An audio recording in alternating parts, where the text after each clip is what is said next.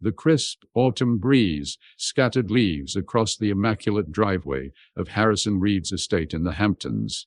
At 52, Harrison had everything most people spent their lives dreaming about: a net worth of $4.2 billion, control of Reed Technologies, one of America's most innovative AI companies, and a sprawling oceanfront mansion that served as both sanctuary and symbol of his success. What he didn't have was anyone to share it with.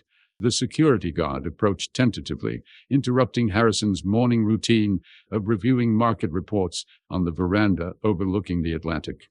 "Mr. Reed, sir, I found something unusual at the gate. A child left this envelope addressed to you." Harrison frowned, taking the weathered manila envelope. Children rarely approached his property, and he had long fostered a reputation for being inaccessible even to most adults. His security was meticulous, his privacy legendary. "Did you see who left it?" Harrison asked, his voice maintaining the practiced calm that had navigated countless boardroom crises. "Just briefly on the cameras, sir. A girl, maybe 11 or 12. She slipped it through the gate and ran off." Harrison dismissed the guard with a nod and examined the envelope. His name was written in unmistakably childish handwriting, uneven letters in purple marker. He broke the seal and removed a single folded page and what appeared to be an old photograph. The note was simple, but struck him like a physical blow. "Mr. Reed, I found something that belongs to you.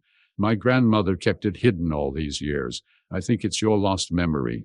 If you want to know more, I'll be at Lighthouse Park tomorrow at 4 p.m. I'll be wearing a red hat." His hands trembled as he turned over the photograph. The image showed a much younger version of himself, perhaps 25, standing beside a woman with auburn hair and a brilliant smile that still haunted his dreams. In her arms was a baby wrapped in a yellow blanket. The coffee cup slipped from his hand, shattering on the marble floor.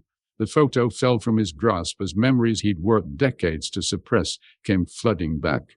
Memories of Eliza, memories of their summer together, memories he'd buried beneath layers of ambition and success. "My name is Theo Teller, and if this introduction has already piqued your curiosity, leave your like to follow the unfolding of this extraordinary journey. If you've ever had a moment when your past came back to change your future, subscribe to the channel now and share in the comments what was the most unexpected message you've ever received, just like our protagonist is experiencing now. Also, tell me which city you're watching this story from. Each message and subscription gives me strength to bring more stories that will stir your emotions. Harrison's phone rang, his COO calling about the morning's acquisition meeting. For the first time in 30 years of business, Harrison Reed ignored a call from his executive team. Instead, he picked up the photograph again, running his finger over the face of the woman he had once loved more than life itself. Eliza Morgan, the only woman who had ever made him consider a life beyond his ambitions. The woman who disappeared from his life without warning, taking with her the only part of Harrison that had ever truly felt alive, and in her arms, a baby he had never known about.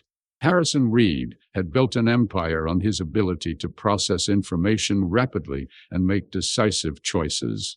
But now, facing this relic from his past, the billionaire found himself paralyzed. If this child, this messenger in a red hat, was who he suspected, everything he thought he knew about his life was about to change. He reached for his phone, his finger hovering over his assistant's number. He could have the child found within hours.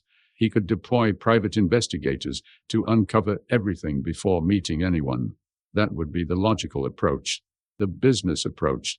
Instead, Harrison slipped the photograph into his pocket. Some questions he realized he needed to answer for himself. And for the first time in decades, the clock was ticking towards something more important than any business deadline. Tomorrow, Lighthouse Park, 4 p.m., a red hat, and possibly a lost piece of himself he never knew was missing. Sleep eluded Harrison that night. He paced his master suite, the photograph clutched in his hand, memories washing over him like waves against the shore below his window. each crash bringing another fragment of a past he'd methodically buried. Eliza Morgan had been a doctoral student in computer ethics when they met at a tech conference in Boston. She was brilliant, passionate, and completely unimpressed by his growing fortune. While others sought his attention for what he could provide, she challenged him on what he stood for. Their summer together had been the happiest of his lives, filled with late-night debates about technology's future, sailing along the coast, and dreams shared under star-filled skies. Then came the argument. Harrison had been offered his first major acquisition deal, one that would set him on the path to billions, but required compromising on privacy standards Eliza had deeply valued.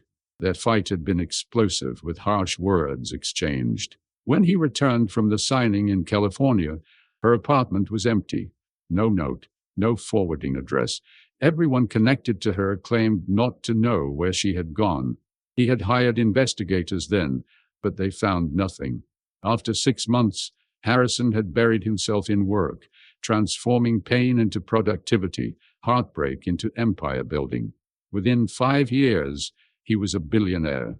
Within 10, his name was synonymous with technological innovation, but he never married, never came close. And now, this photograph suggested something he had never imagined. There had been a child. Morning found Harrison haggard but resolute. His assistant Jennifer was shocked when he cleared his entire schedule, something he hadn't done in the 15 years she'd worked for him. Cancel the Tokyo meeting and the quarterly board review, he instructed, already heading for the door. Family emergency. Family, sir. Jennifer couldn't hide her confusion. As far as anyone knew, Harrison Reed had no family.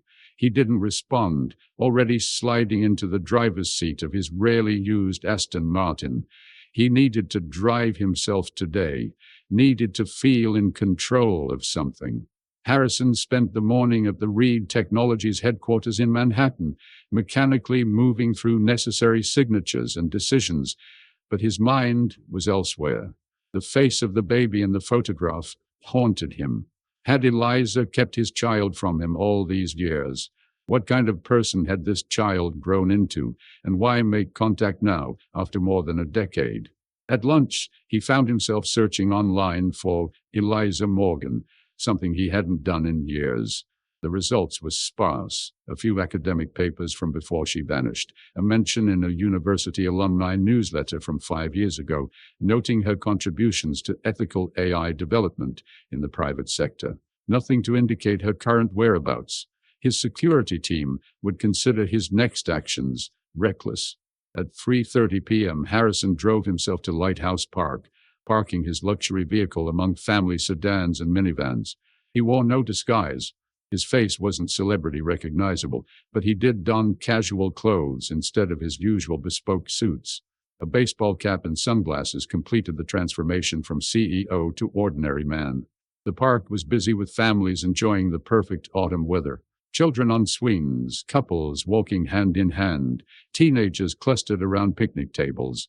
Harrison felt painfully out of place, a man who had forgotten how to exist in spaces not designed for power and commerce.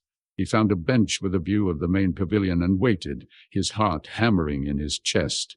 His watch, worth more than what most people in this park earned in a year, ticked closer to 4 p.m. Harrison had faced hostile takeovers, market crashes, and technological revolutions with less anxiety than he felt waiting for a child in a red hat.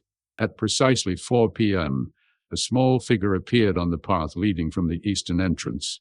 A girl, thin and serious-looking, wearing jeans, a navy sweater, and a bright red baseball cap.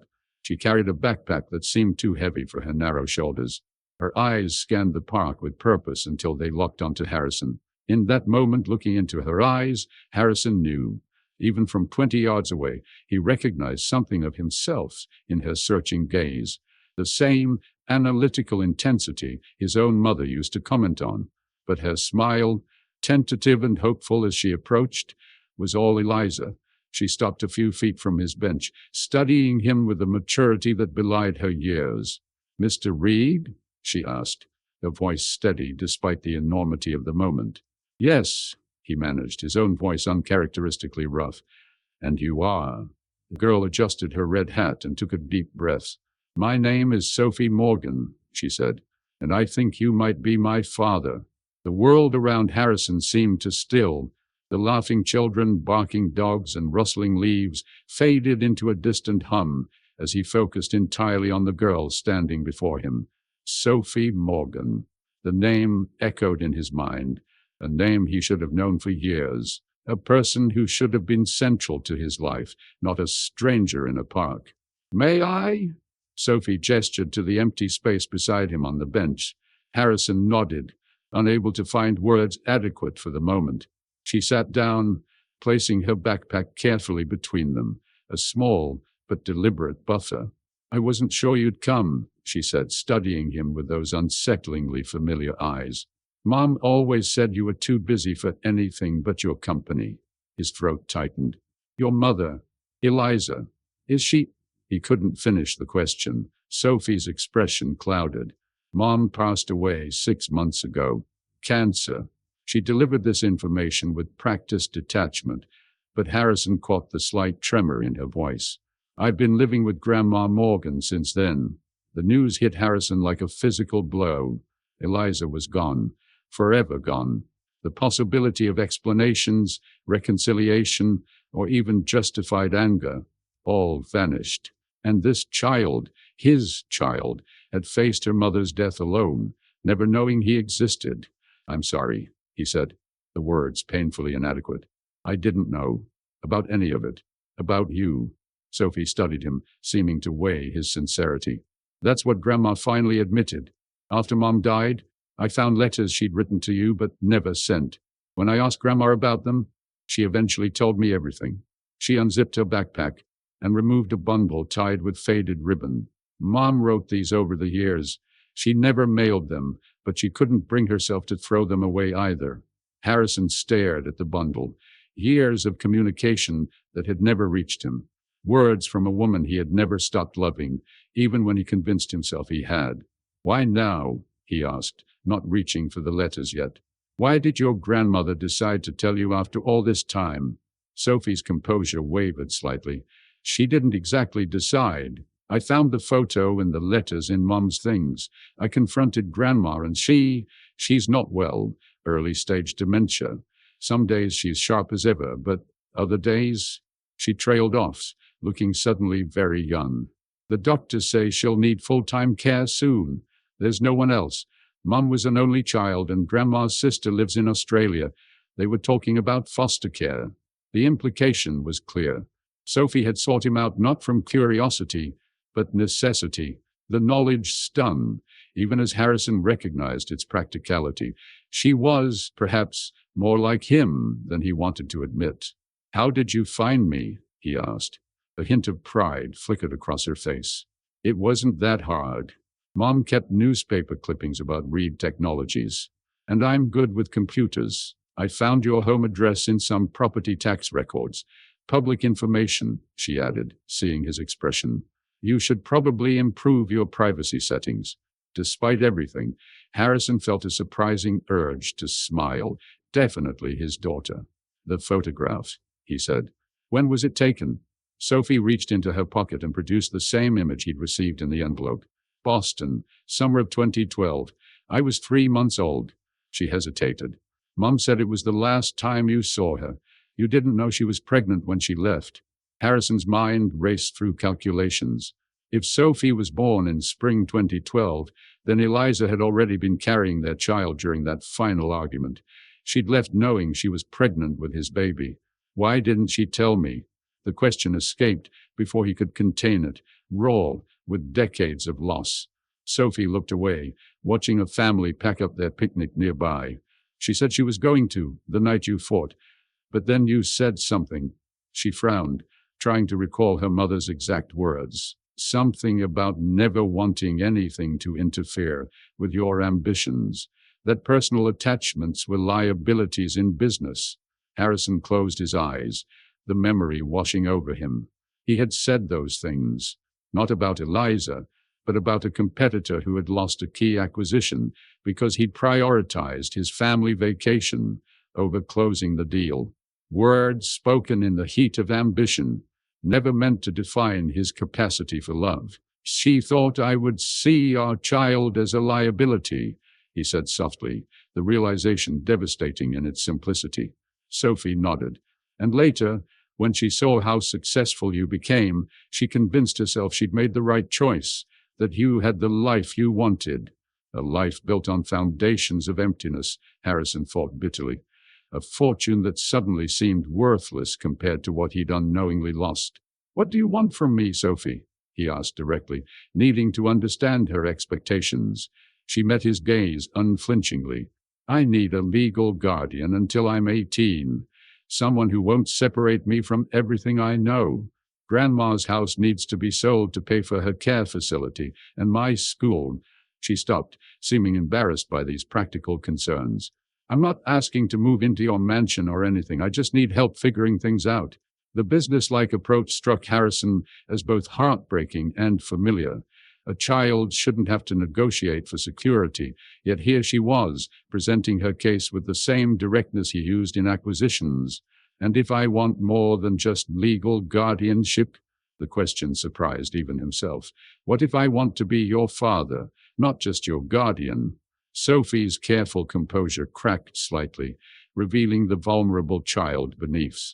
I don't even know you, she whispered. And you don't know me. But I want to, Harrison said, realizing with absolute certainty that nothing in his life had ever been more true. If you'll let me. She didn't answer immediately, instead reaching into her backpack once more and extracting a thick manila folder. These are my school records, medical history, and some other documents Grandma thought you might want. I'm allergic to penicillin. I play violin. My favorite subjects are computer science and physics.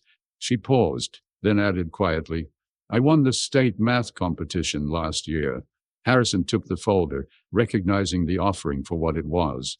Not just information, but an opening, a tentative bridge across 12 years of absence. I have a meeting with a social worker next Tuesday, Sophie continued. If you're serious, you could come. They'll need to do background checks and home studies and stuff. The casual way she referenced the child welfare system made Harrison's chest tighten. While he'd been building empires, his daughter had been preparing to navigate a bureaucracy designed for children without options. I'll be there, he promised. Then, hesitantly, he reached into his jacket and pulled out a business card.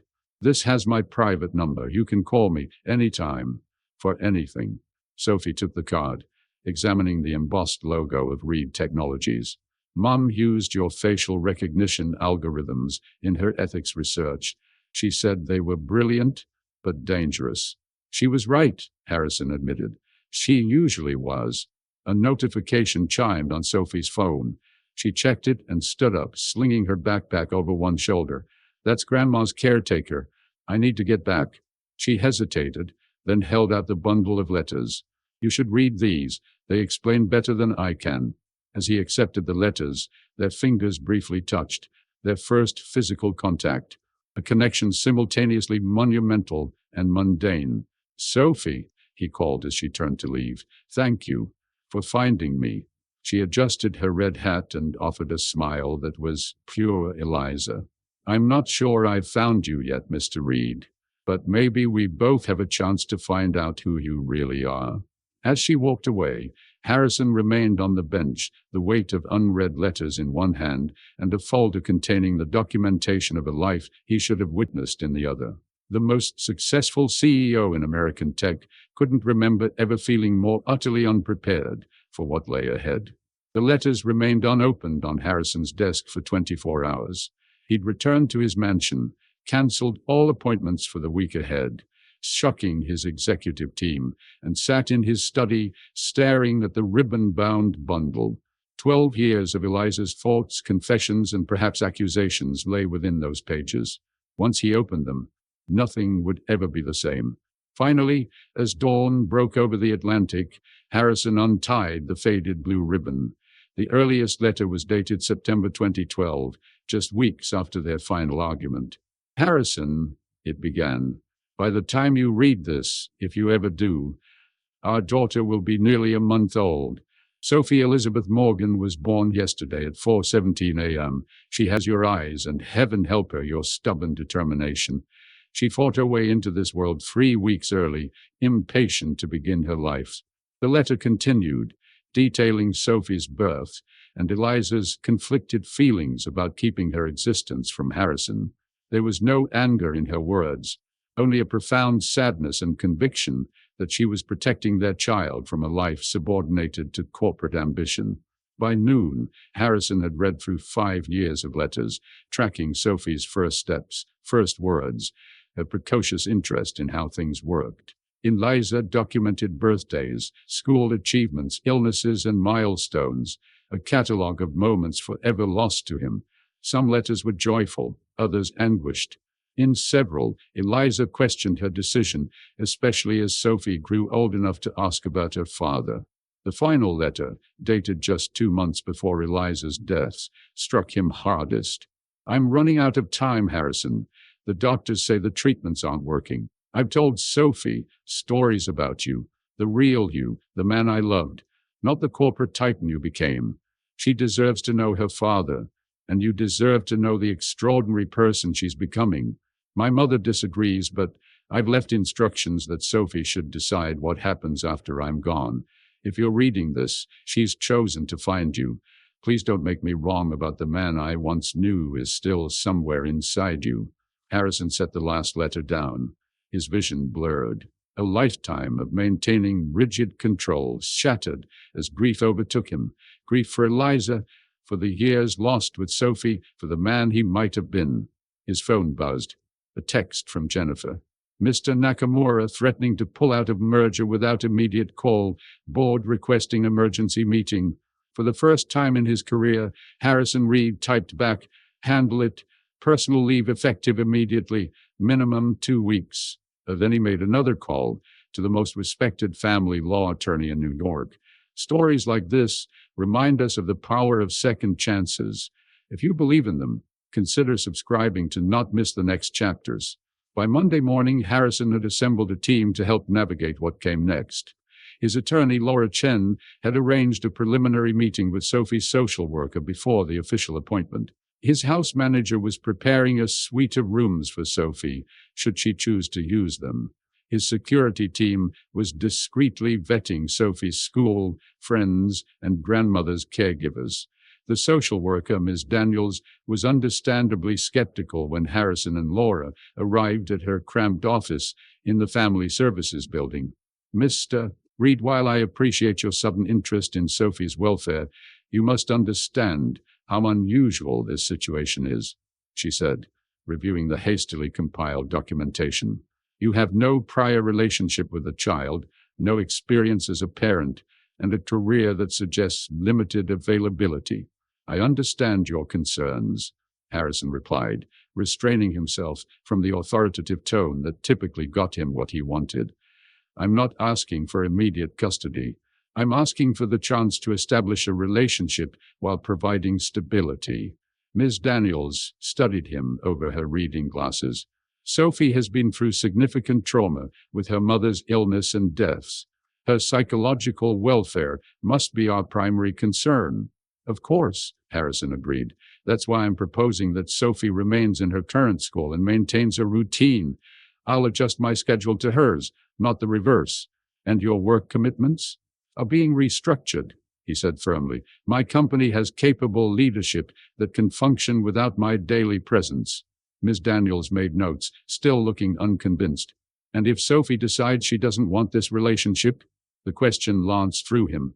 "Then I'll respect her decision, while ensuring her financial security and education are provided for," he answered, though the thought of losing his daughter before truly knowing her was almost unbearable. "Very well," the social worker concluded. "I'll see you both tomorrow with Sophie. In the meantime, I'll be conducting my own verification of your claims and suitability." She fixed Harrison with a pointed look. "Money and influence won't expedite this process, Mr. Reed. Children's Services has seen too many absent parents suddenly reappear when convenient." Harrison accepted the implicit criticism with a nod. "I understand. And, Ms. Daniels, thank you for protecting my daughter when I couldn't." The genuineness of his gratitude seemed to surprise her, softening her professional detachment momentarily.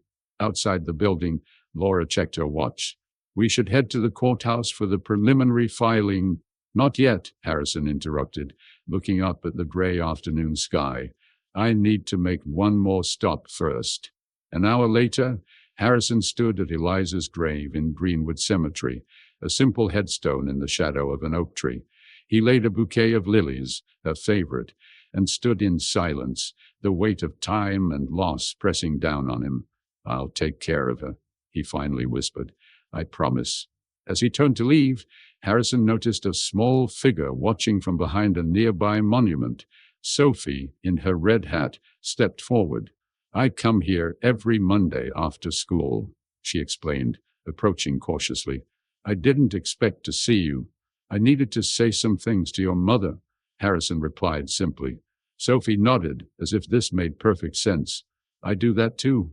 After a moment, she asked, "Did she answer?" Harrison considered the question with the seriousness it deserved. "Not in words. It's more like a feeling," Sophie agreed, "like she's listening." They stood together at the grave.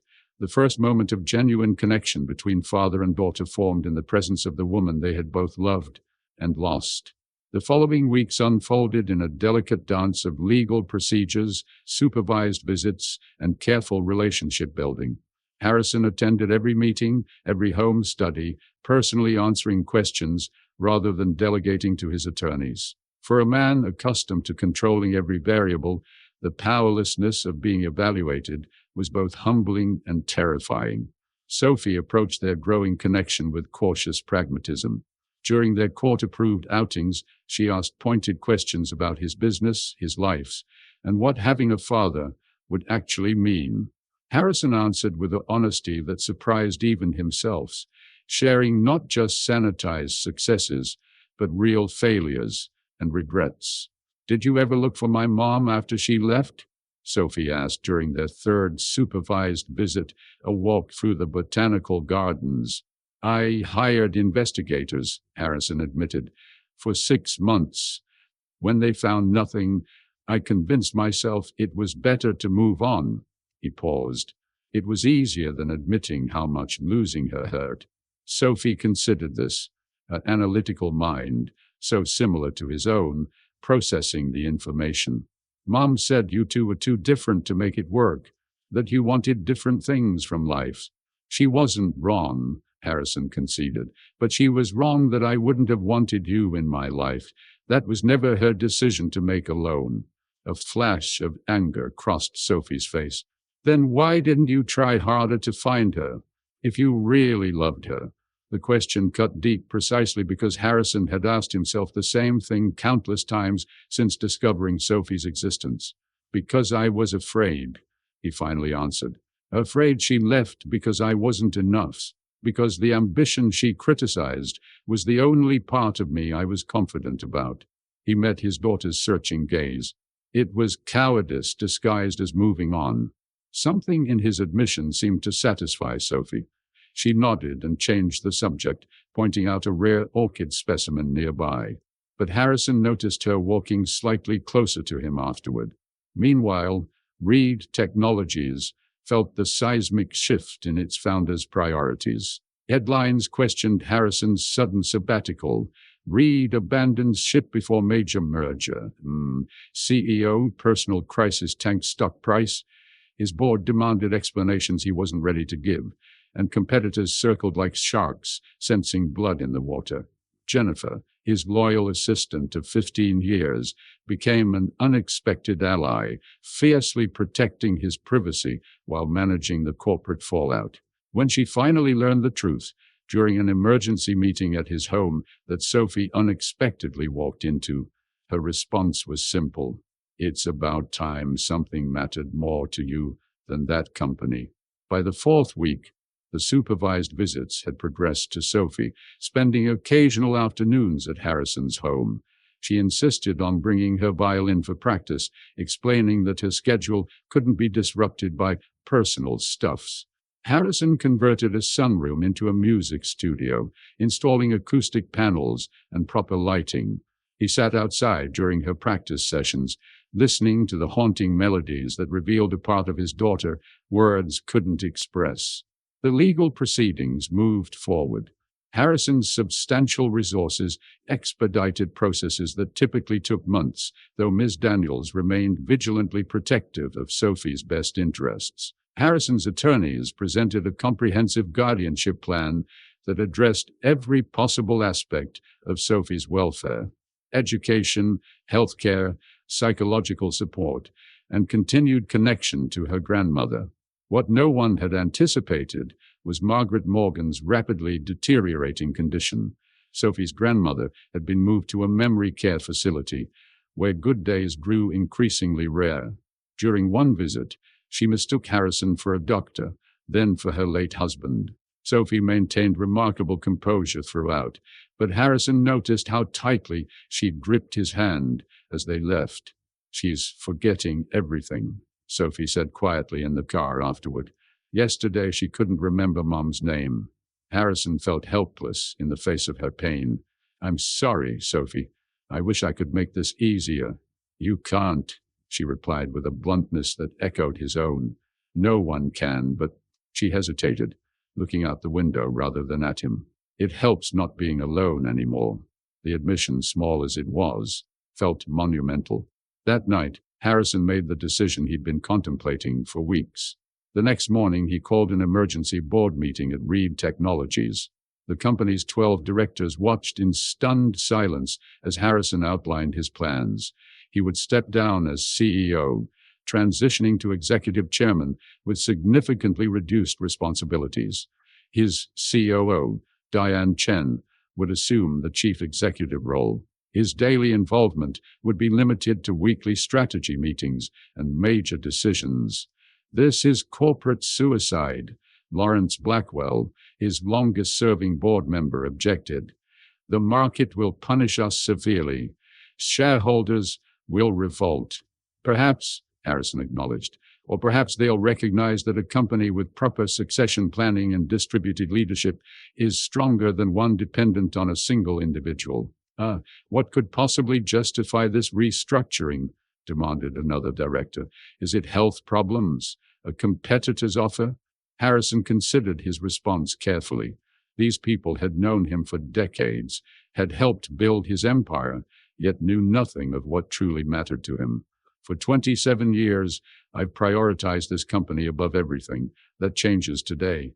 He pulled up a photo on his phone. Sophie at her school's science fair the previous week, proudly displaying a project on quantum computing.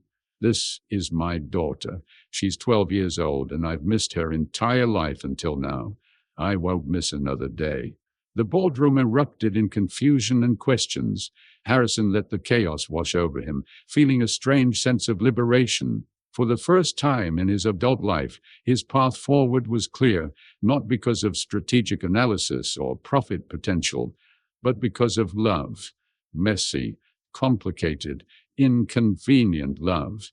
As the directors argued about shareholder value and leadership transitions, Harrison's phone buzzed with a text message from Sophie. "Grandma's having a good day. She asked to see you. Can you come?" He stood, silencing the room. "Continue this discussion without me.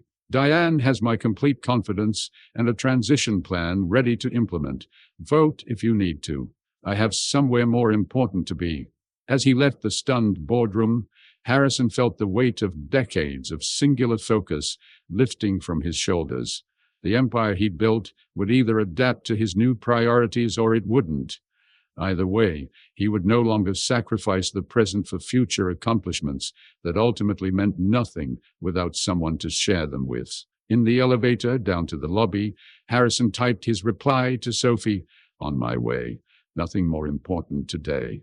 Margaret Morgan's lucid days had become precious rarities. When Harrison arrived at the memory care facility, Sophie was waiting in the garden courtyard, her red hat visible from the parking lot.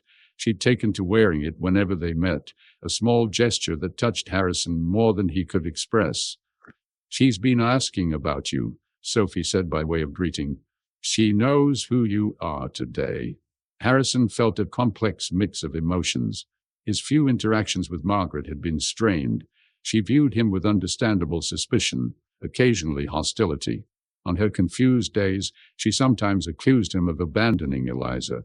On her clearer days, her silence conveyed even stronger judgment. "Did she say why she wanted to see me?" he asked as they walked through the facility's corridors. Sophie shook her head. "Just that it was important." She lowered her voice. "The doctors say she is declining faster than they expected." These moments of clarity might not happen much longer. They found Margaret by the window in her private room, looking smaller and frailer than she had just a week before. Her white hair was neatly styled, and she wore a blue cardigan that Harrison recognized from the photographs in Eliza's letters. She'd once been a formidable academic, a mathematics professor, whose intellect had clearly shaped both her daughter and granddaughter. "You came," Margaret said, her voice stronger than her appearance suggested. "Good. Sophie, would you give us a few minutes? There's something I need to discuss with Harrison." Sophie hesitated, glancing between them with concern. "Are you sure, Grandma?" "Very sure, dear. This is long overdue." Once Sophie had reluctantly left, closing the door behind her, Margaret gestured to the chair beside her. Harrison sat, prepared for the recriminations he probably deserved. "I didn't agree with Eliza's decision to keep Sophie from you," Margaret began, surprising him immediately. "You should know that. We argued about it for years." Harrison hadn't expected this opening. "I assumed you supported her choice." Margaret's laugh was dry but not unkind. "Eliza was brilliant but stubborn, like her father, like you." She adjusted her cardigan with trembling hands. "I told her you deserved to know about your child, even if your relationship couldn't work. But my daughter believed she was protecting Sophie from disappointment." "From me," Harrison said quietly. "From the life she thought you'd chosen," Margaret corrected. "A life where business always came first, where family was secondary." She fixed him with a penetrating gaze. Was she wrong? The question demanded absolute honesty. "No," Harrison admitted. "Not about who I was then. But she never gave me the chance to be different from my daughter." Margaret nodded, accepting his answer. "That's why I wanted to see you. I need to know what kind of man you are now, because I'm running out of time to protect Sophie." Her hands trembled more visibly. "My medical power of attorney goes to my sister in Australia when I can no longer make decisions. Sophie would be sent there unless other arrangements are made." "The guardianship hearing is scheduled for next month," Harrison assured her. "My lawyers are confident." "I'm not talking about legal arrangements," Margaret interrupted. "I need to know if you understand what being Sophie's father really means." Harrison had prepared for legal challenges, financial responsibilities, educational planning, all the tangible aspects of parenthood he could systematically address. But Margaret's question cut deeper. "I'm trying to," he answered honestly. "Every day I learn something new about her, about what she needs." Margaret reached for a leather-bound book on her bedside table. "This is Eliza's journal from Sophie's early years, the things she never wrote in those letters to you." She held it out. "It's filled with the 1,000 daily decisions that shape a child's life, the mistakes, the doubts, the ordinary moments that matter most." Harrison accepted the journal with reverence. "Why are you giving me this?" "Because being a parent isn't about providing opportunities or resources. It's about showing up when it's inconvenient. It's choosing your child's well-being over your own ambitions, day after exhausting day." Her eyes misted with emotion. "It's about becoming the person your child needs, even when that person bears little resemblance to who you plan to be." Harrison thought of the board meeting he'd walked out of, the career he was restructuring, the life he was reimagining. "I'm beginning to understand that." Margaret studied him, seeming to search for something beyond his words. "Sophie told me you've left your company. Is that true?" "Stepped back," Harrison clarified. "I'm transitioning leadership to my COO. And if Sophie needed more, if being her father meant giving it up entirely, The question wasn't hypothetical. It was the test Margaret needed him to pass before she could entrust her granddaughter's future to him. Then Reed Technologies would need a new name, Harrison answered without hesitation. Sophie is not negotiable. Nothing is worth missing her life a second time. Something in Margaret's posture relaxed, attention releasing. You know, when Eliza first told me about you, before all the success and billions, she said you were a man who knew exactly what he wanted and would move mountains to get it. A ghost of a smile crossed her face. I'm glad to see that quality remains, even if the mountains have changed. She reached for a folder on her nightstand and handed it to him. I've signed these. They're statements supporting your petition for guardianship, documenting Sophie's connection to you and my belief that you should raise her. Her voice broke slightly. I've included some family history she should know someday, medical information, stories about Eliza growing up. Harrison was overwhelmed by the gesture. This wasn't just legal assistance. It was Margaret passing him a sacred trust, the connective tissue of Sophie's history. Thank you, he said, the words inadequate for the gift she was giving. I promise I'll... Don't make promises to me, Margaret cut him off. I won't be here to hold you to them. Make them to Sophie, and more importantly, keep them.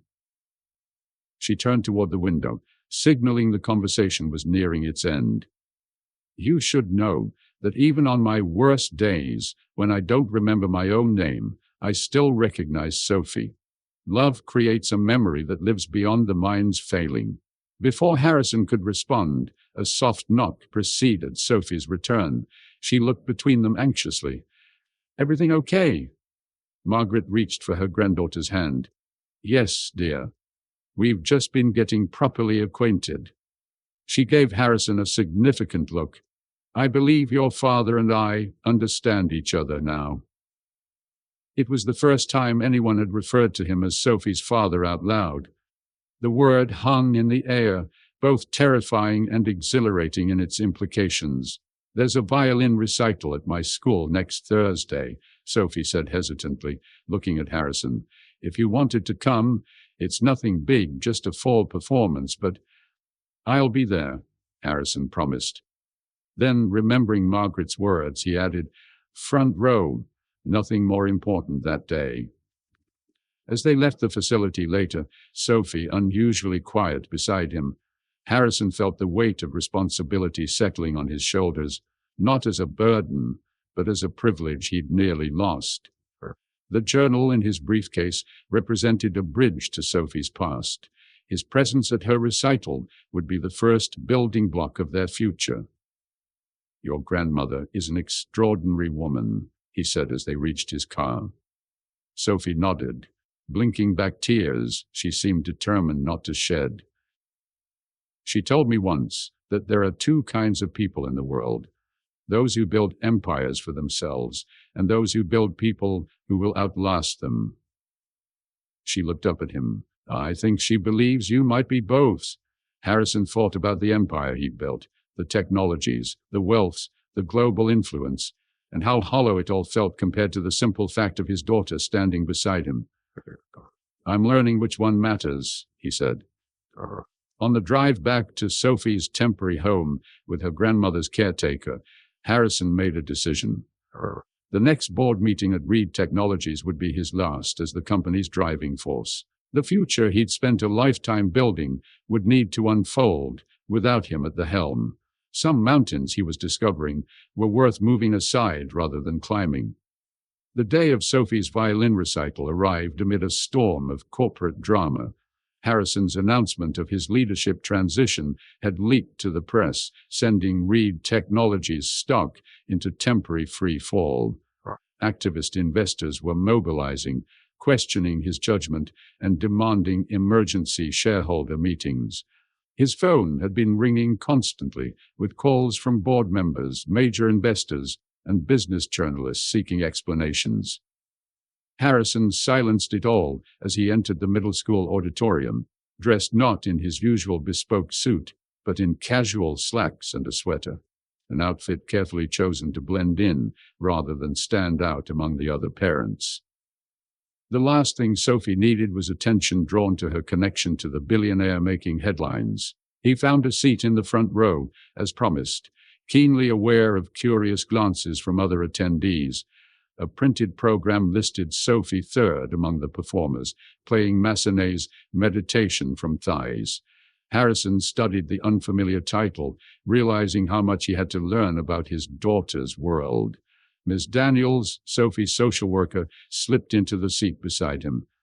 "I didn't expect to see you here with everything happening at your company," she remarked, her tone neutral but assessing. "I made a promise," Harrison replied simply. She nodded, making a note in her ever-present file.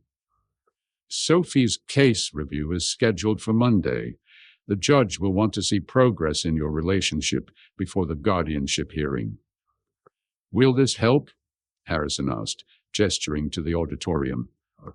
"Showing up matters," Ms. Daniels acknowledged, "but establishing a pattern of reliable presence takes time."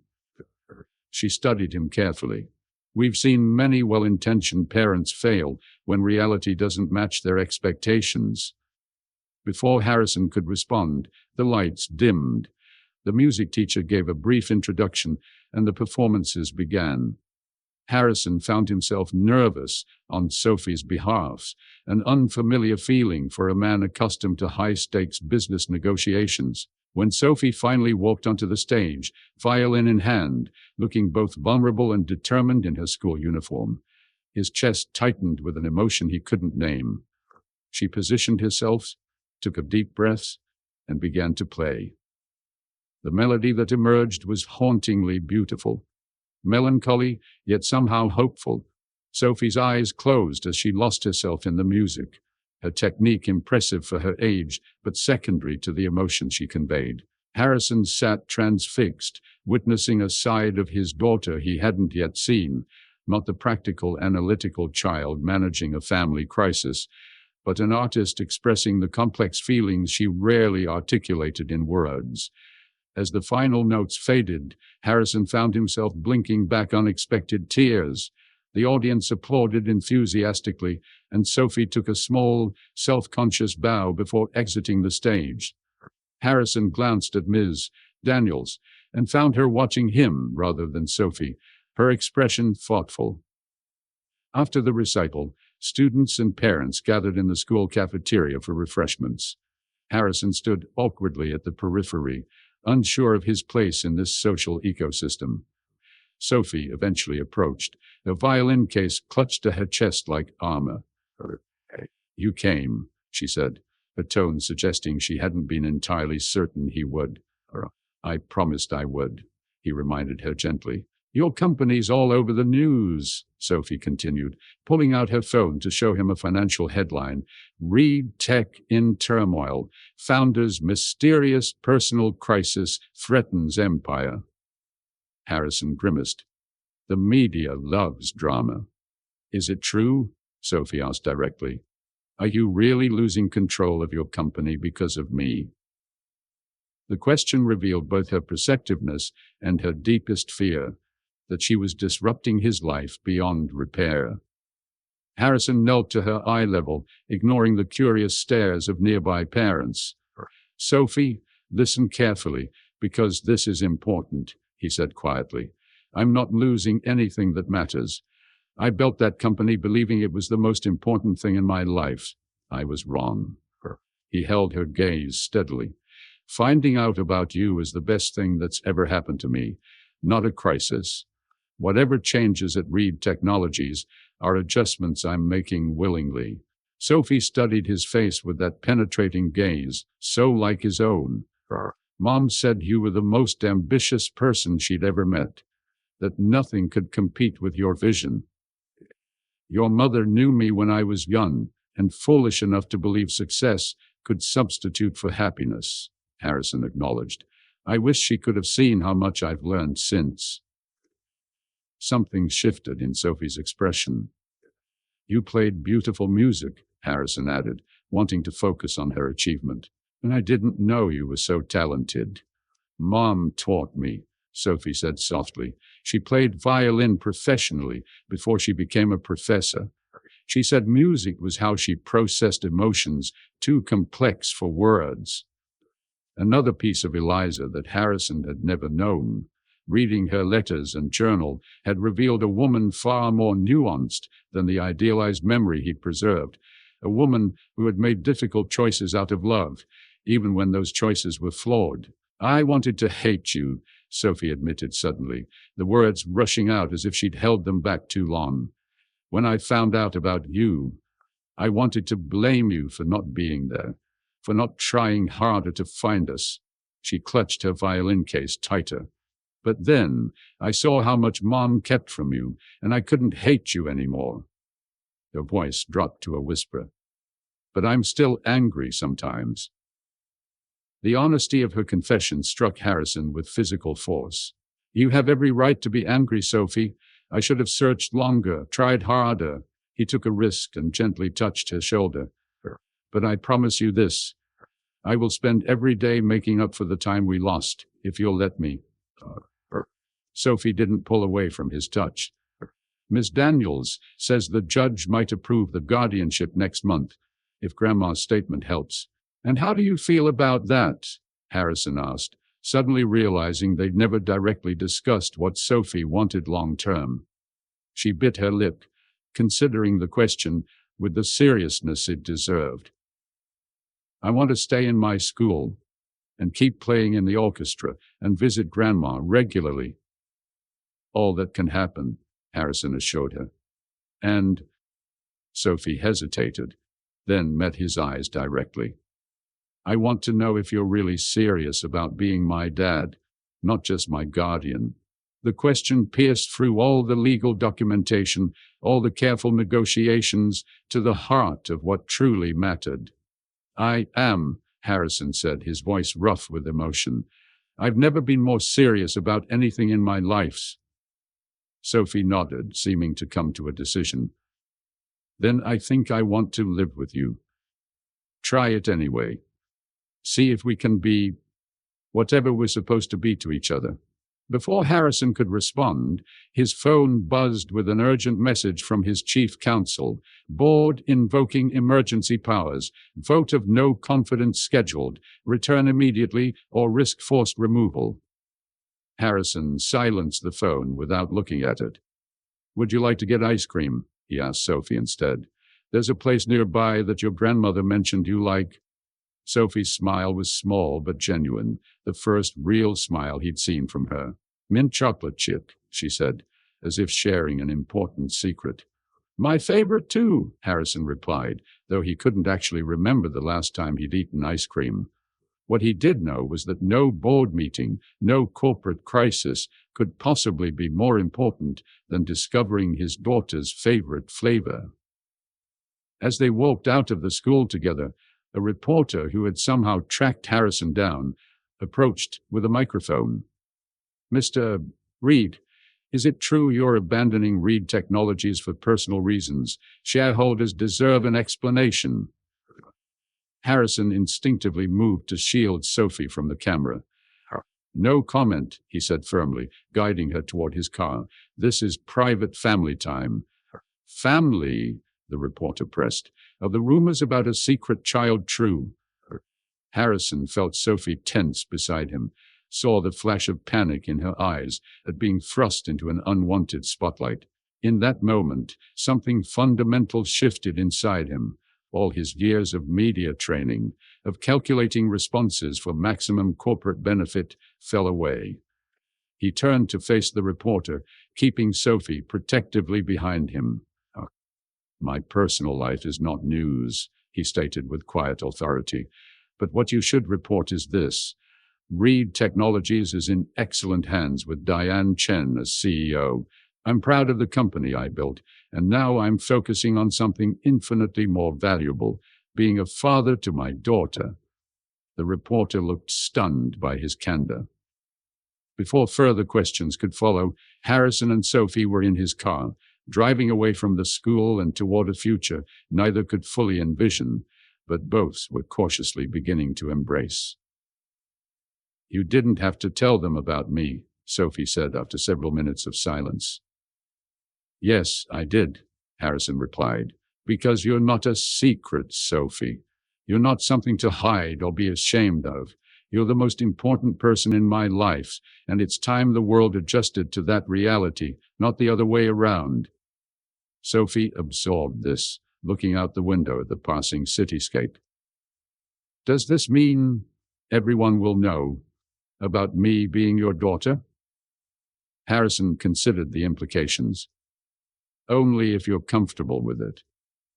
We can manage the public side of this, however makes you feel safest. Sophie was quiet for a long moment. Mom always said that secrets have power until you speak them aloud. Then you have the power. She turned to face him.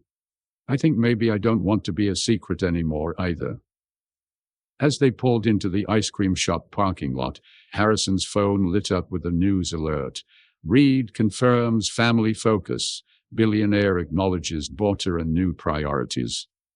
The world was already adjusting to their new reality, and for once in his life, Harrison Reed was perfectly content to let events unfold without his controlling hand, focused instead on the simple, profound joy of discovering his daughter's favorite ice cream flavor and the smile it brought to her face.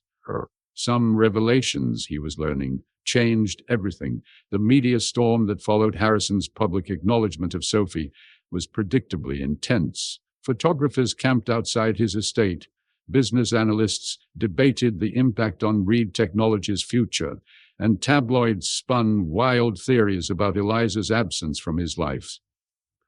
Through it all, Harrison maintained an uncharacteristic silence, issuing only a brief statement requesting privacy during this deeply personal family transition.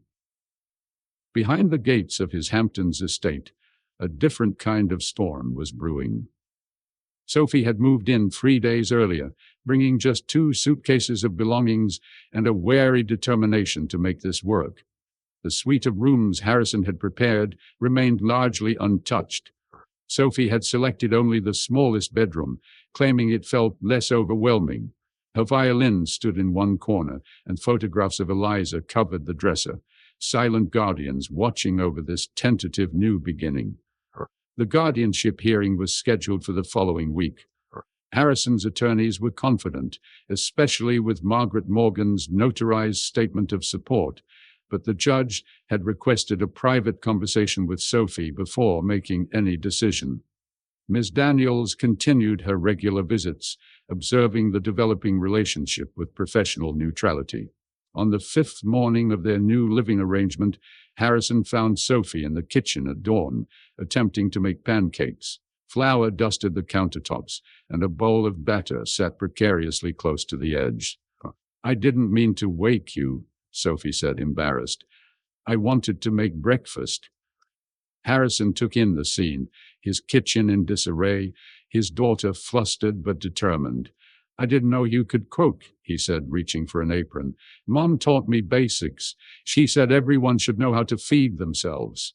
Sophie eyed his approach warily. You don't have to help. I'm sure you have important calls or something.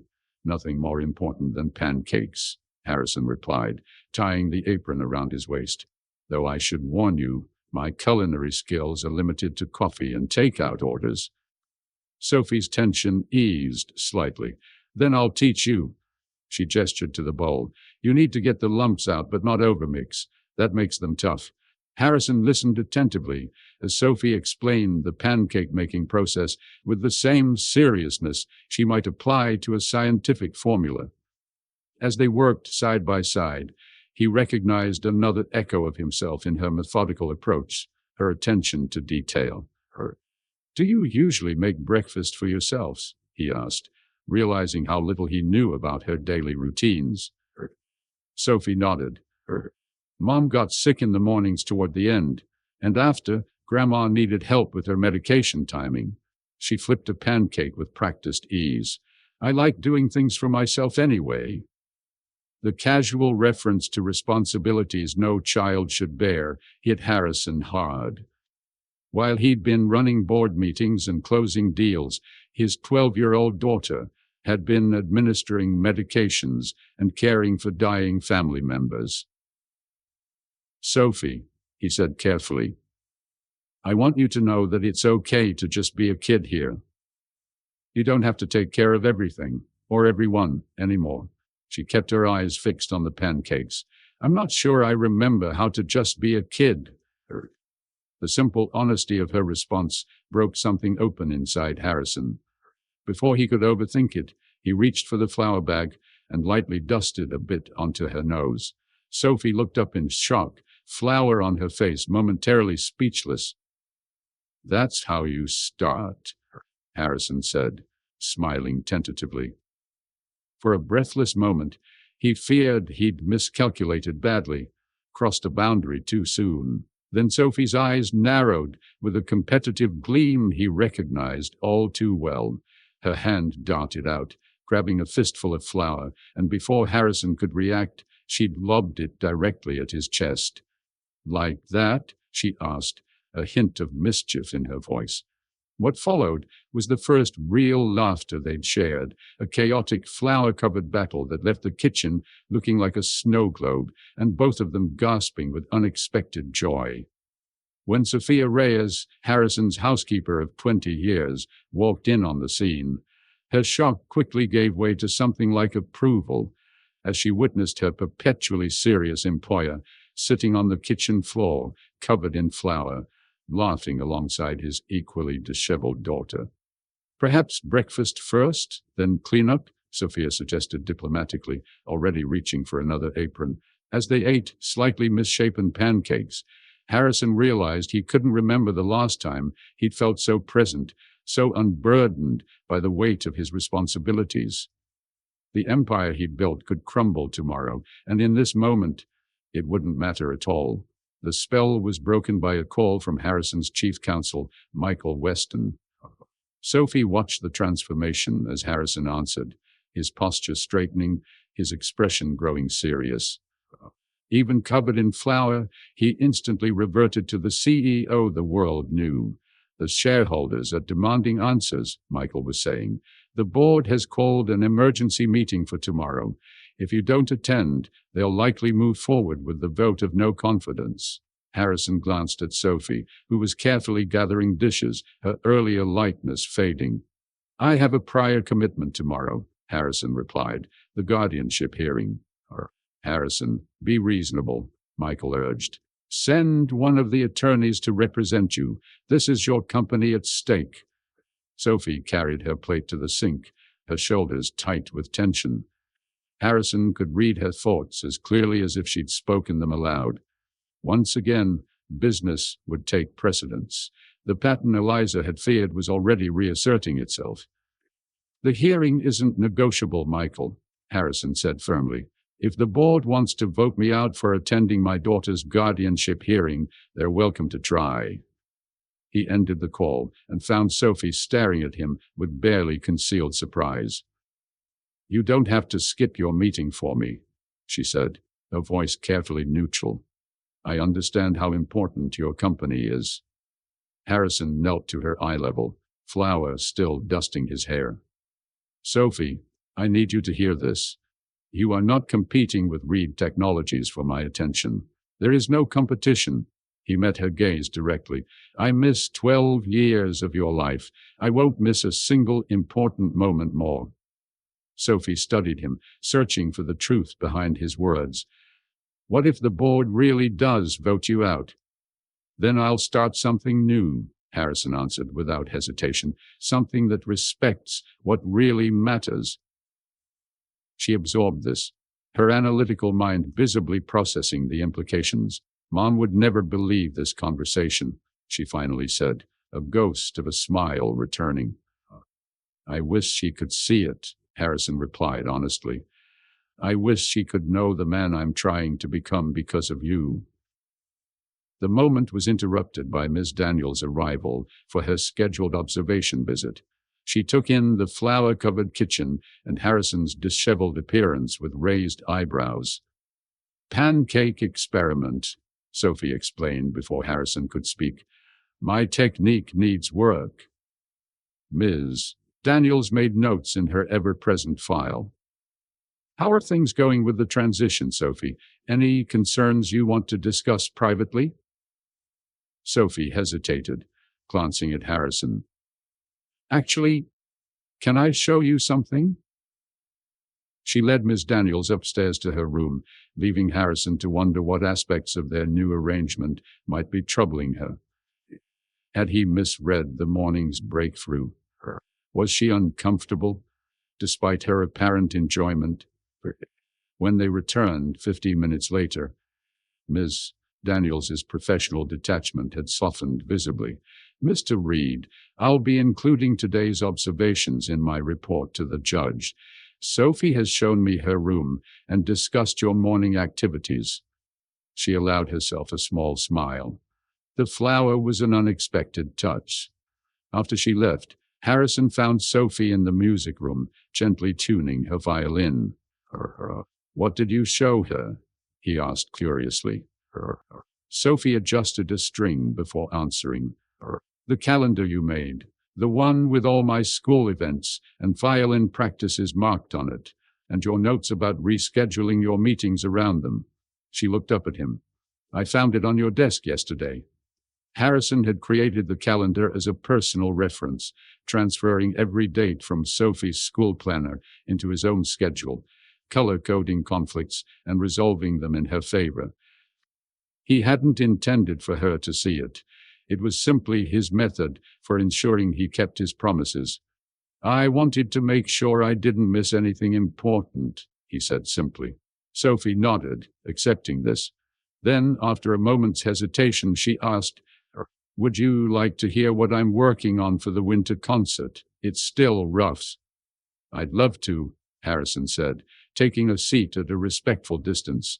As Sophie began to play, a piece by Bach that started tentatively but grew in confidence, Harrison closed his eyes and listened. The melody wove through the room, filling spaces that had been silent for too long, binding them together in ways words couldn't express. Outside, reporters still waited at the gates. Reed Technologies stock continued its volatile swings. The board gathered to discuss contingency plans, but within the walls of the home that was finally becoming more than a showcase of success, Harrison Reed found himself exactly where he needed to be, listening to his daughter create beauty from emptiness, just as she was doing with his life. The following day, they sat together in the judge's chambers, Harrison in a suit, but notably without his usual power tie, Sophie in a simple dress, her red hat carefully placed on her lap like a talisman. Judge Eleanor Michaels, a veteran of family court with 30 years' experience, reviewed the extensive documentation before addressing them. This is an unusual case, she observed, looking between them. Most guardianship petitions don't come with quite this level of media attention. Harrison nodded acknowledgement, but remained silent, letting the judge lead the conversation as his attorneys had advised. Sophie, Judge Michaels continued, her tone gentler, I've read Ms. Daniels's reports and your grandmother's statement, but I'd like to hear directly from you. Is this arrangement what you want? Sophie sat straighter, her composure remarkable for her age. Yes, Your Honor.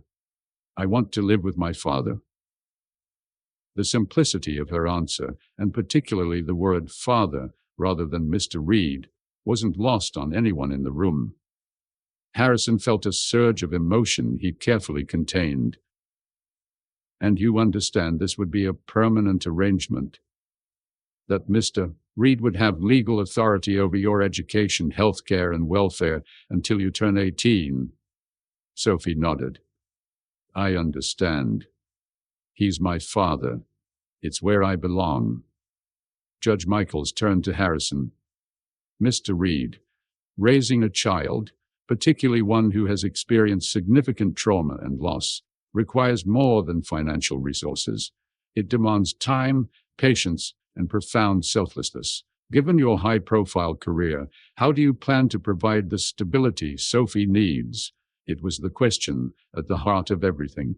The one Eliza had answered for him 12 years ago with her absence. This time Harrison would answer for himself.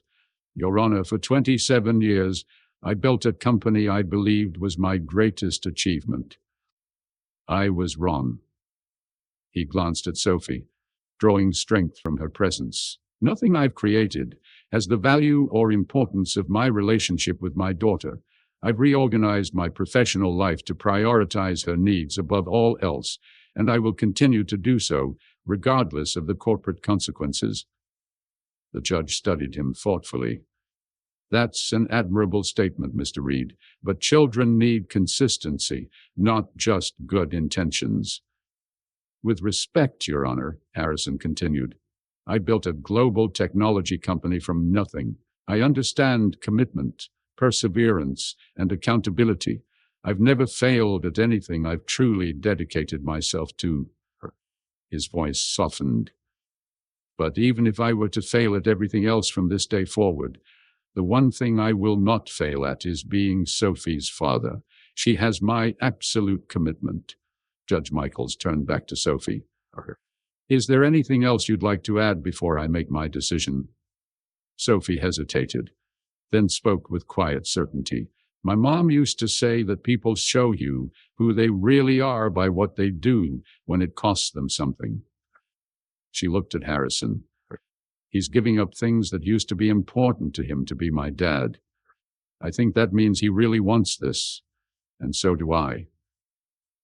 The wisdom in her words hung in the air, a testament to Eliza's influence and Sophie's own remarkable insight. Judge Michaels closed the file before her. I've heard enough. Based on the comprehensive documentation provided, Ms. Daniel's recommendation, and most importantly, Sophie's expressed wishes, I'm approving the guardianship petition effective immediately. She looked directly at Harrison. Mr. Reed, the court is entrusting you with Sophie's well-being. I expect you to honor that trust as the sacred responsibility it is. I will, Your Honor, Harrison promised, his voice steady despite the emotion threatening to overwhelm him. As they left the courthouse, Sophie reached for Harrison's hand, the first time she had initiated physical contact between them. Her small fingers interlaced with his, a bridge between their separate lives finally becoming one shared journey. Let's go home, Dad, she said quietly, testing the word that changed everything. And for the first time in his life, Harrison Reed knew exactly where home was. 2 months after the guardianship hearing, Harrison sat in his home office reviewing architectural plans. The extensive renovations to the east wing of the mansion were almost complete, transforming what had once been sterile guest quarters into spaces that reflected Sophie's emerging comfort in her new home. The music room had been professionally designed for optimal acoustics, the adjoining study area equipped with the latest technology for her accelerated academic pursuits, and her bedroom now displayed her personal touches, science awards, photographs, and the red hat hanging prominently by the door. Outside, the November afternoon was fading into early darkness, the ocean beyond his windows gray and restless. Harrison checked his watch. Sophie's violin lesson would be finishing soon. Their routine had settled into a comfortable rhythm. School drop-offs in the morning, Harrison insisting on driving her himself, despite having a staff of drivers. Work from his home office during school hours, afternoon activities, and evenings dedicated to homework, conversation, and occasionally just existing in comfortable silence in the same space. Reed Technologies had stabilized under Diane Chen's leadership. After the initial shock of Harrison's reduced role, the company had adapted, perhaps even thrived, with its more distributed leadership structure. Harrison maintained his position as executive chairman, but participated remotely in most meetings and declined all international travel. His fortune had taken a hit when the stock initially plummeted, but he barely noticed. Some shifts in perspective rendered certain losses meaningless. A soft knock at his door pulled Harrison from his thoughts. Sophie entered, her violin case in one hand and a folder in the other, her cheeks still flushed from the cold outside. "How was your lesson?" Harrison asked, setting aside the renovation plans. "Good. Ms. Abernathy says I'm ready for the Vivaldi piece." She approached his desk hesitantly. "Can I talk to you about something?" "Of course," Harrison replied, instantly alert to the seriousness in her tone. These past months had taught him to recognize the subtle shifts in Sophie's demeanor, the slight furrowing of her brow that indicated concern, the way she twisted her fingers when nervous. Sophie placed the folder on his desk. "These came in the mail today, from Grandma's care facility." Harrison opened the folder, scanning the medical reports inside. Margaret Morgan's condition had deteriorated significantly since their last visit a week ago. The neurologist's assessment was clear: end-stage dementia, complicated by emerging heart failure. The prognosis gave her weeks, perhaps a month. "I'm so sorry, Sophie," Harrison said quietly, looking up to find his daughter watching him with those perceptive eyes. "We'll go see her tomorrow if you'd like." Sophie nodded, then hesitated before asking, "What happens after?" The question contained multitudes: practical concerns about funeral arrangements, emotional inquiries about grief, existential wonderings about what remained when everything familiar was gone. Harrison had learned that with Sophie, the most direct approach was usually best. "We'll handle whatever comes next together," he promised. "The practical details, the difficult days, all of it." Sophie seemed to consider this, then asked the question Harrison sensed had been her actual concern. "Will it change things between us when she's gone?" Harrison understood immediately. Margaret represented Sophie's last connection to her life before him, the final tether to the world she had known with Eliza. Her grandmother's decline marked the true end of one chapter and the irreversible beginning of another. "Nothing will change my commitment to you," Harrison assured her. "But I understand that losing her means losing part of your connection to your mother, to your past. That's a real loss, Sophie, and it's okay to feel it fully." Something in his acknowledgement seemed to release a tension Sophie had been carrying. "Sometimes I worry I'll forget," she admitted in a small voice. "Mom's voice is already harder to remember, and when Grandma goes, there won't be anyone else who knew her like I did." Harrison reached for Eliza's journal, which he kept in his desk drawer. He'd read it cover to cover multiple times, absorbing the story of Sophie's early years and Eliza's reflections on motherhood. "We won't let that happen," he promised. "We'll keep their memories alive together." Sophie nodded, some of her composure returning. "There's something else," she said, reaching into her backpack and extracting an envelope. "Career day at school is next Friday. They want parents to come talk about their jobs." She handed him the information sheet, watching his reaction carefully. "You don't have to if it's too much with everything at the company. I know you have the quarterly review, and—" "I'll be there," Harrison interrupted gently. "The quarterly review can happen the following week." Sophie studied him, still occasionally surprised when he prioritized her over business. "You'd really reschedule the board meeting?" Without hesitation, Harrison confirmed. Then he smiled slightly. "Though I'm not sure how fascinating 12-year-olds will find corporate restructuring and technology acquisitions." To his delight, Sophie smiled back. "Actually, I was thinking you could talk about something else, about how you started, before Reed Technologies was big. When you were just building things because you loved it." She hesitated, then added, "Mom kept articles about your first innovations. She said you were brilliant before you were rich." The comment struck Harrison deeply. Eliza had followed his career even while keeping their daughter from him. And she had seen what he himself had almost forgotten, the passion for creation that had preceded the drive for success. "I'd like that," he said, genuinely touched by the suggestion. "Thank you for asking me." Sophie nodded, some of the heaviness lifting from her expression. She turned to leave, then paused at the door. "Dad." The word still sent a wave of emotion through Harrison each time she used it, still new enough to feel momentous. "Yes? Can we have pizza for dinner? From that place on Main Street, not the fancy one the chef orders from?" Harrison smiled at the simple, ordinary request, a glimpse of the normal childhood moments he was determined to provide, alongside the unavoidable complexities of their situation. "Absolutely. Pepperoni and mushroom, right?" "You remembered," Sophie said, looking pleased. "I remember everything you tell me," Harrison replied simply. After she left, Harrison sat quietly, absorbing the duality of the moment, the impending loss of Margaret, the growing comfort of his relationship with Sophie. Life had become a complex tapestry of joy and sorrow, progress and setbacks, all woven together in patterns he was only beginning to understand.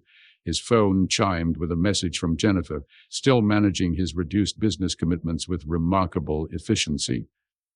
"Tokyo Partnership final papers require in-person signature next week. Legal says proxy not possible. Critical deadline." 3 months ago, Harrison would have immediately booked the flight, seeing the partnership as non-negotiable. Now he typed a different response. "Find another solution. Not leaving country while Sophie's grandmother is in decline. Family priority." Jennifer's reply came seconds later. "Understanding the new normal will make it work." The new normal. Harrison considered the phrase, finding it aptly described the fundamental shift in his existence. His priorities had realigned so completely that decisions that once would have caused agonizing deliberation now came instinctively. Later that evening, after pizza on the terrace, despite the November chill at Sophie's insistence that ocean views improved the flavor, Harrison found his daughter in the library. She sat cross-legged on the window seat, surrounded by photo albums Harrison hadn't known existed, apparently retrieved from storage at Margaret's house. "May I?" he asked, gesturing to the space beside her. Sophie nodded, making room among the albums. "These are from when Mom was growing up," she explained, pointing to a photograph of a young Eliza, perhaps 10 years old, holding a science fair trophy. "Grandma kept everything." Harrison carefully examined the image of Eliza's childhood, a glimpse into the formative years of the woman he had loved but never fully known. "You have her smile," he observed. "Exactly the same."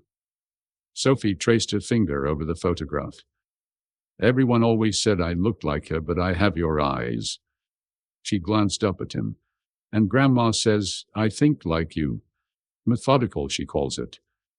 "A diplomatic word for stubborn," Harrison noted, earning a small smile from Sophie. They continued through the albums together, Sophie providing commentary for images from her own early childhood. First steps in a university apartment, birthday celebrations in modest surroundings. Eliza, always present, always radiating a love that was almost tangible, even in photographs. Harrison absorbed these visual chapters of the life he'd missed, feeling both the ache of absence and profound gratitude for this belated sharing. There was no bitterness in Sophie's narration, just the simple gift of inclusion in memories he hadn't been part of creating. As the evening grew late, Sophie's commentary became intermittent, then silent, as exhaustion overtook her.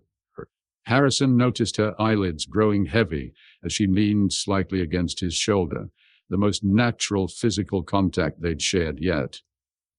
"Time for bed," he suggested gently. "We can continue tomorrow." Sophie nodded sleepily, but made no immediate move to get up. "I'm glad you found that note," she murmured, her voice thick with approaching sleep. "I almost didn't leave it." Harrison felt his throat tighten with emotion at the reminder of how easily this second chance might never have happened. "What made you decide to do it?" Sophie was quiet so long that Harrison thought she might have fallen asleep. Then she answered, her words careful even in her exhaustion. Mom's last letter to you. She wrote that some memories are too important to stay lost. She looked up at him with eyes heavy with sleep, but clear with certainty. I think she was right. As Harrison helped his daughter gather the albums and walk up to her room, he reflected on Eliza's final wisdom. Some memories were indeed too important to remain lost, and some connections too vital to never be found. The following morning they visited Margaret at the care facility. Her lucidity had faded almost completely, yet when Sophie played violin beside her bed, the Massenet piece that had so moved Harrison at the school recital, a spark of recognition flickered in the elderly woman's eyes. "Beautiful," Margaret whispered, reaching for Sophie's hand. Then, surprisingly, she turned to Harrison with unexpected clarity. "You're taking good care of her." It wasn't a question, but an observation. Perhaps her final coherent assessment of the man she had reluctantly entrusted with her granddaughter's future. "I promise I always will," Harrison replied. The words both vow and gratitude. Margaret nodded once, then closed her eyes, slipping back into the fog that increasingly claimed her consciousness. Sophie continued playing, the music filling the spaces where words could no longer reach. As they left the facility, walking together toward Harrison's car, Sophie asked quietly, "Do you think Mom would be okay with how things turned out? With us?" Harrison considered the question with the seriousness it deserved, thinking of Eliza's letters, her journal, her final wishes. "I think she wanted us to find each other when the time was right," he answered honestly, "and I think she would be proud of you, your courage, your resilience, your capacity for forgiveness." Sophie absorbed this, then asked the question Harrison sensed had lingered beneath the surface for months. "Do you think she made the right choice, keeping us apart all those years?" It was the question that had haunted Harrison as well, the irrevocable decision that had shaped all their lives. The easy answer would be criticism or regret, but the truth, as Harrison had come to understand it, was more complex. "I think she made the choice she believed was right based on who I was then," he said carefully. "And I can't say with certainty she was wrong. The man I was might not have been ready to be the father you deserved." He met Sophie's gaze directly. "But I like to believe I would have tried, that you would have changed me then as profoundly as you have now." Sophie considered this, her expression thoughtful. "I wish we could know." "So do I," Harrison agreed. "But what we do know is this. We found each other now, and that's the memory we get to create together." As they drove home along the coastal road, Sophie pointed out landmarks she had discovered during her explorations of the area. A hidden beach access, a tree perfect for climbing, a shop with the best hot chocolate. Harrison listened, memorizing each detail, building a mental map of his daughter's expanding world.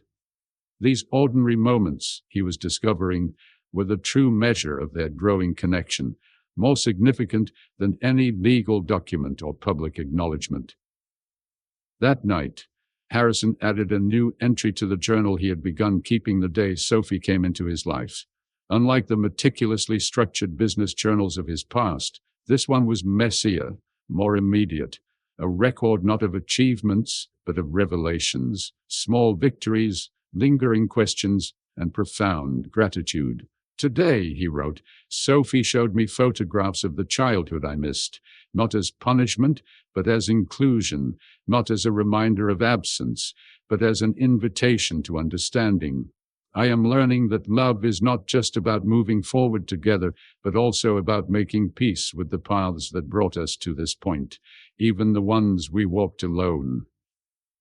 He closed the journal and placed it in the drawer beside Eliza's. Two chronicles of loving the same remarkable child, written years apart but increasingly telling a single story, the story of a family finding its way back to wholeness against all odds. Spring arrived on the East Coast, with a gentleness that seemed to mirror the healing that had taken place within the walls of Harrison Reed's once solitary mansion. 6 months had passed since Sophie had first appeared at his gate with a note and a photograph. 6 months that had transformed every aspect of Harrison's existence. Margaret Morgan had passed peacefully in her sleep just before Christmas, Sophie holding her hand and Harrison standing watch nearby. The funeral had been small but dignified, attended by Margaret's former colleagues, Eliza's old friends, and a surprising number of Sophie's classmates and their parents. Harrison had remained in the background, supporting Sophie while giving her space to grieve with those who had known her grandmother far longer than he had. In the months that followed, Sophie had slowly but steadily put down roots in her new life. Her bedroom was now unmistakably hers. Science fair ribbons alongside violin competition certificates, walls painted the pale blue she had selected, bookshelves overflowing with both inherited volumes from Eliza's collection and new editions Harrison delighted in providing. The tentative dad that had once felt momentous had become natural, flowing easily in their daily conversations. Reed Technologies had stabilized under its new leadership structure. Harrison participated in strategic decisions remotely, but the day-to-day operations continued without his physical presence. To the surprise of many business analysts, the company's innovation had actually accelerated under Diane Chen's leadership, perhaps because she encouraged the same collaborative approach that Harrison had once championed before success isolated him at the top. On this particular April morning, Harrison stood on the beach behind their home, watching Sophie collect shells along the shoreline. Her red hat, now somewhat faded but still her talisman, protected her from the spring sunshine.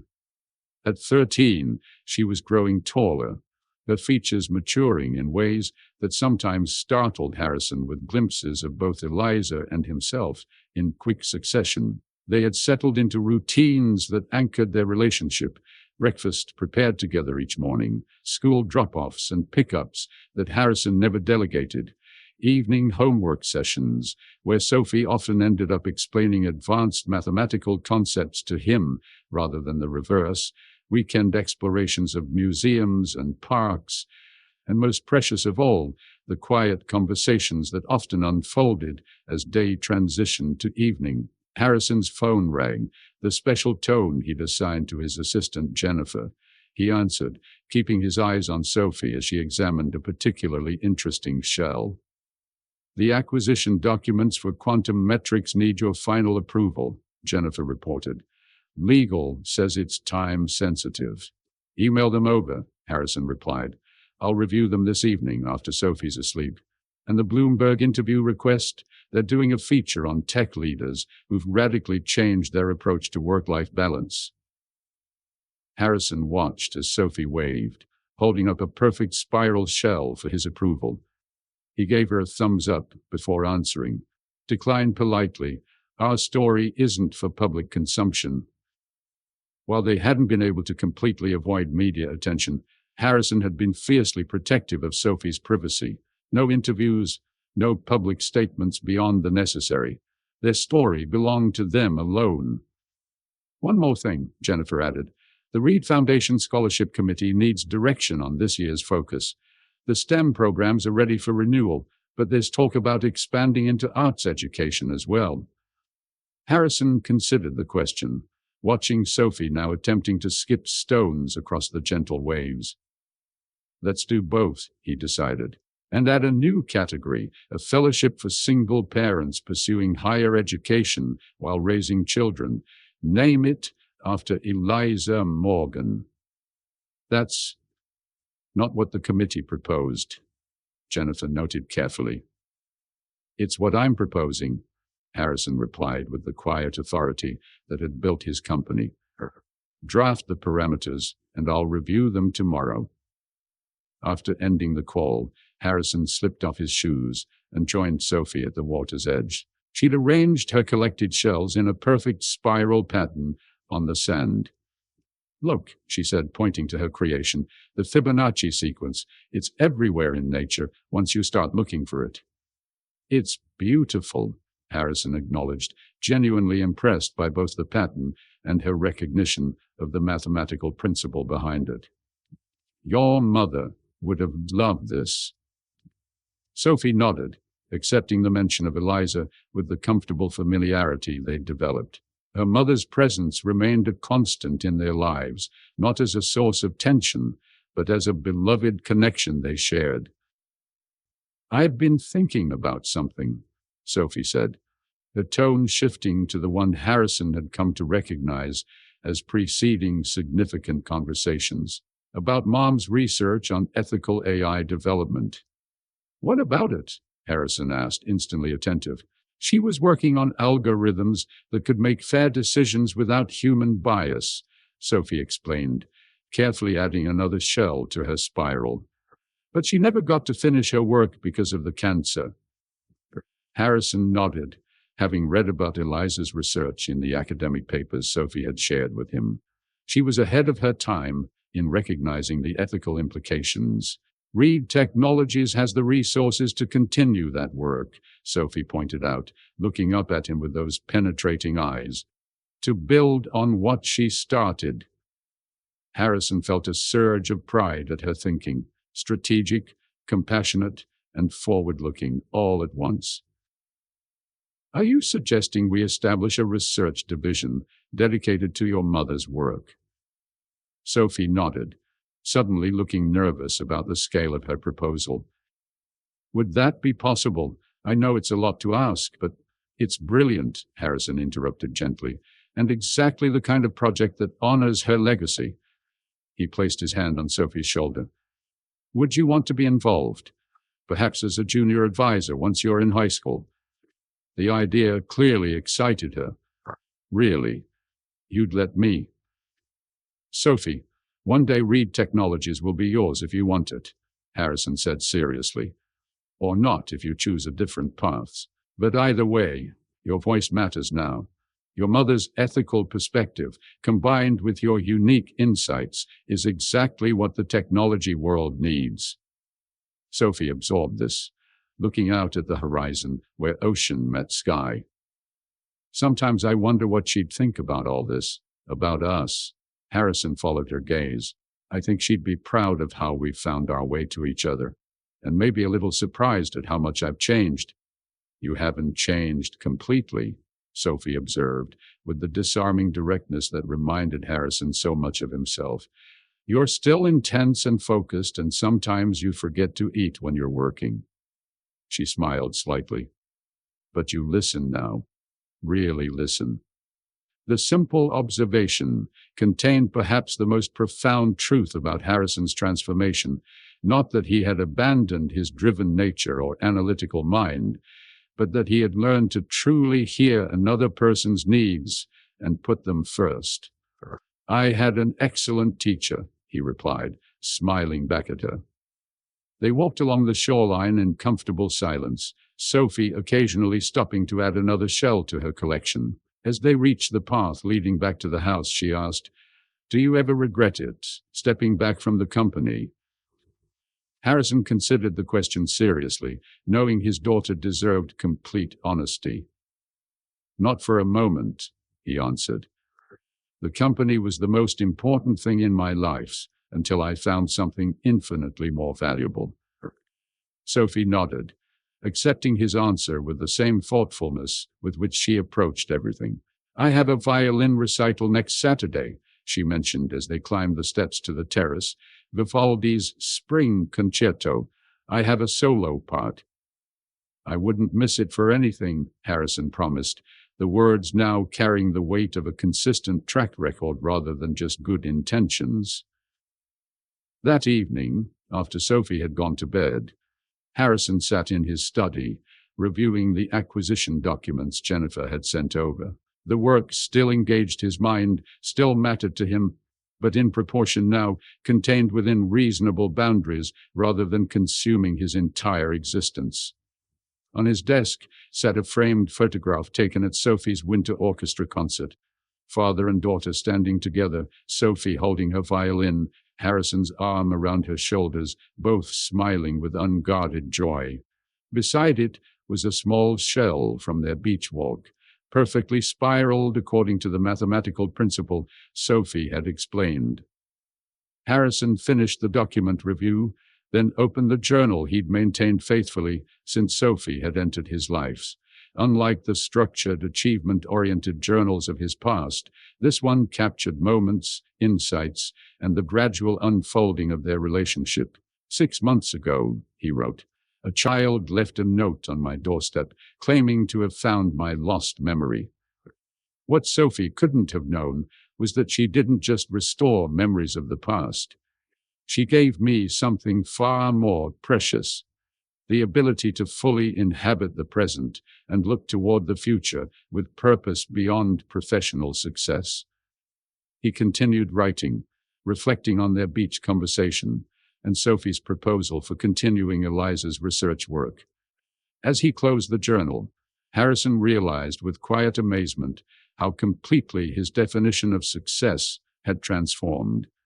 The metrics that had once driven him, market share, technological breakthroughs, acquisitions, wealth accumulation, now seemed hollow compared to the moment Sophie had proudly shown him her shell spiral on the beach. True wealth, he had discovered, wasn't measured in billions, but in the trust reflected in his daughter's eyes when she shared her ideas with him. The most significant acquisition of his life hadn't been a rival company, but the privilege of being Sophie's father. The most valuable intellectual property wasn't patented technology, but the wisdom passed from Eliza through their daughter. The next morning brought a rare spring storm, rain lashing against the windows as Harrison prepared breakfast. Sophie appeared in the kitchen doorway, violin case in hand. "Can we practice in the music room?" she asked. "The storm makes me want to play something dramatic."